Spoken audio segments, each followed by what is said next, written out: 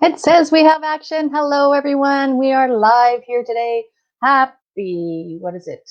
Wednesday? Thursday. Happy Thursday, everyone. Welcome to my page. Um, we are going to talk today. Today is day 2 of the 21-day video challenge, Go Live video challenge that I'm participating in with Helen Martin and I don't know how many, tons of people from all around the globe. So today is day 2. I'm not going to talk about my normal stuff today on my page that I usually do. I'm going to do it every other day. I'm going to be on this page on one day and then on the other page on the other day. So we can all have a chat. If you're coming on here for the very first time and you have never caught one of my lives before, there is a link up above. This is a third-party software that I'm using here called StreamYard, and you just have to give it permission so that I can see your profile picture. Your little picture will pop up on the screen, and I will be able to see who I am having a chat with. I'll just put the little ticker tape across the bottom, so that is very cool. And then I'll pull up my comments here so that I can see if you do jump on. If you are not catching this live and you're catching this on the replay, do let me know where you're coming in from, and I will give you a shout out after the fact. So like I said, welcome to my page.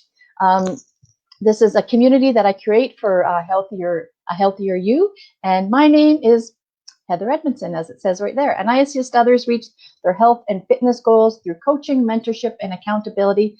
So let's go kick those sugar cravings to the curb.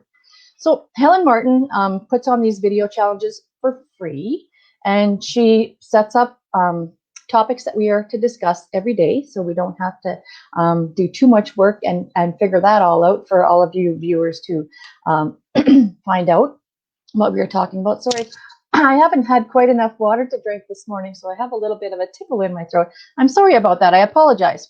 So today she's challenged us to talk about how everybody's been managing, like it says in the ticker tape across the bottom. How's everybody's been managing through all this uncertain craziness that we're going through since everything started at the beginning of March? So I want to share with you a few things that I have kind of implemented to help ease some of the stress that we are all going through these crazy times. I'm a nurse and I work full time, but I have been off for the last few months because I had surgery to my foot. So it's been a healing process over the summer. For 12 weeks, I was not able to put weight on my foot. So for those of you that don't know me or what's been going on with me, there's a little bit of information there for you. So what I have found is to try and keep yourself in some kind of a routine. Even though I'm not getting up every day to go to work, I still set my alarm and I still try and stay in some kind of a routine. It's been very hard for, I know, a lot of people that have had to have their kids at home and have been homeschooling them. Hopefully they'll all be going back to school in September, but it'll be with different guidelines and different stipulations. And one of our daughters is a teacher, so she's trying to figure out how they're going to all do that because she teaches high school, and so usually kids come in for every different period, every different class period, and they're changing the class all the time. So I think they're going to have just 2 sets of students in her room for the first subject. They'll do the first subject for maybe 2 months, and then they'll switch over and do a whole sanitize, I think, and then we'll be able to do another group of students for the next 2 months, and so on and so forth through the year. So it's going to be a whole different way of implementing her learning as well. So or her teaching method. So lots of people have to shift things around and go through a whole different way of thinking, a whole different way of trying to manage their finances and their family, trying to have some kind of structure and some kind of routine. I know a lot of people that their kids are used to going to activities after school, and a lot of those, of course, haven't happened. And so everybody's going a little bit stir crazy, being all locked together in the same home. So we wanted to keep our family active mentally and physically, to keep them healthy, right? So a few things, like I said, that I've implemented is like setting my alarm and trying to keep some kind of structure while we're going through all this. It's not like a summer holiday. It's not like a break. This might be the way our life is going to continue. I'm not sure. Let me know what your thoughts are and how you feel and how you guys are making out. Maybe you can share some tips with me that I maybe haven't thought about and maybe would implement for what's going on in our home.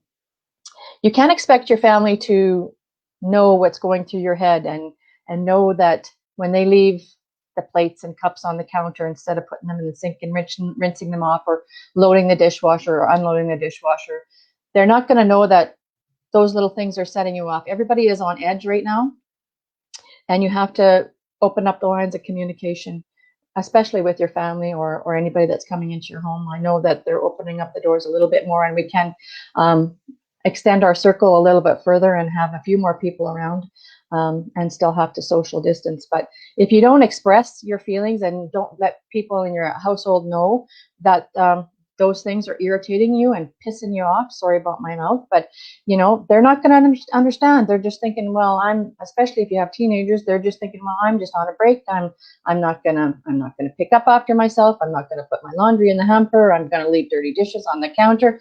I'm gonna leave my popcorn bowl and pop cans or soda cans for my American friends.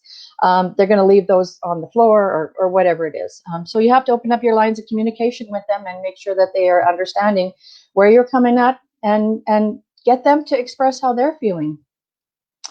The kids are watching the news and finding out that, you know, this is pretty serious, and you need to talk to them about their feelings and how they're going through some of these. They're not able to see their friends like they were.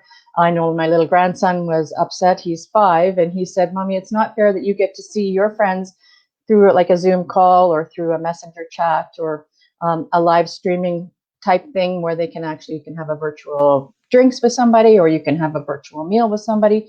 And he said, "Well, why can't I do that with my friends, mommy and daddy?" So they've tried to set up some kind of play dates through Messenger or like I said, Zoom or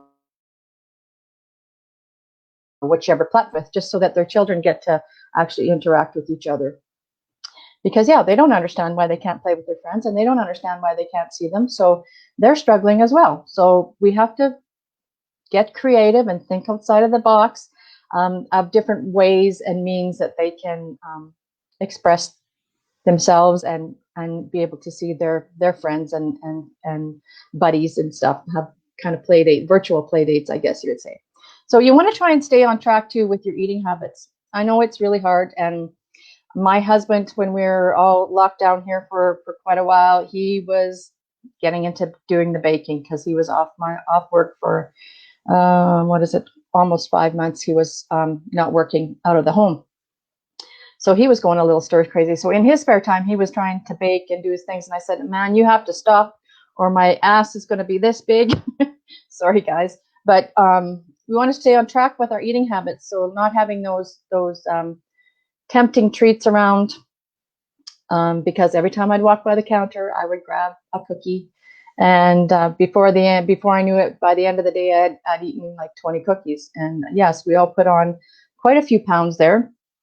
And for some of you guys that have been following me, I am participating in a fitness and health challenge right now with the e-company that I'm with.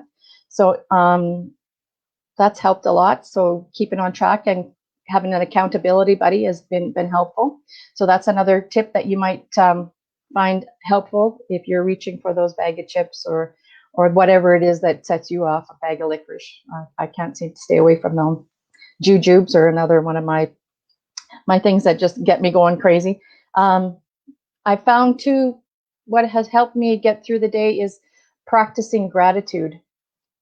I practice gratitude morning and night before I get out of bed and before I close my eyes at night. And that's been helpful because it's been shifting my mind into a better state, a more aware state, more conscious of how I'm feeling.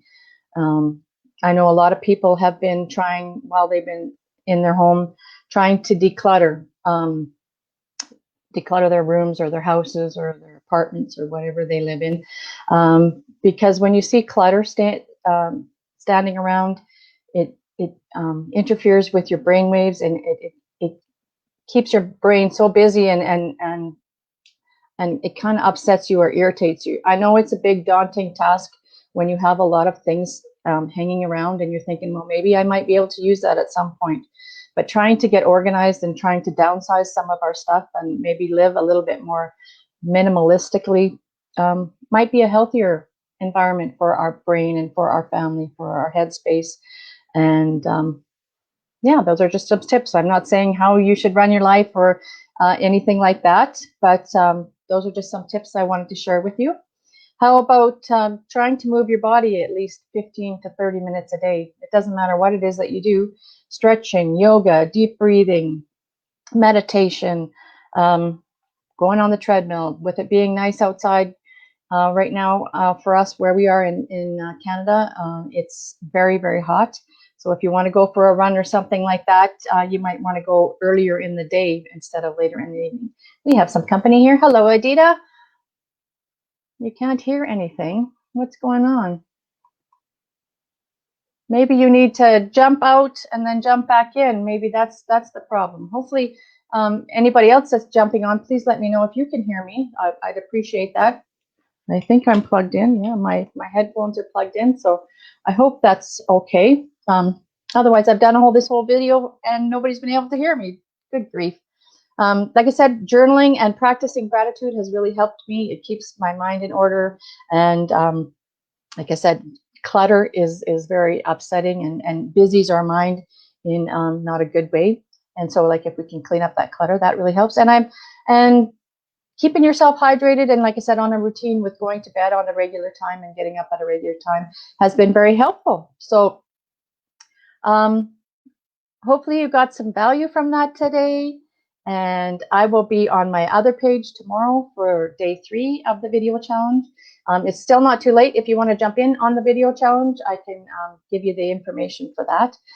You would just follow it on your own schedule. You don't have to necessarily be on the same schedule as we do, but it would give you an order to follow that you could do for your page, if that's what you would wish to do. And like I said, for all of you coming in on the replay, do let me know that you're coming in on the replay, and I will give you a shout out after the fact. And for everyone that popped on here live with me, if I didn't see you pop on here live, I will give you a shout out after the fact as well. So have yourselves a wonderful day, and we will see you all tomorrow. Bye-bye.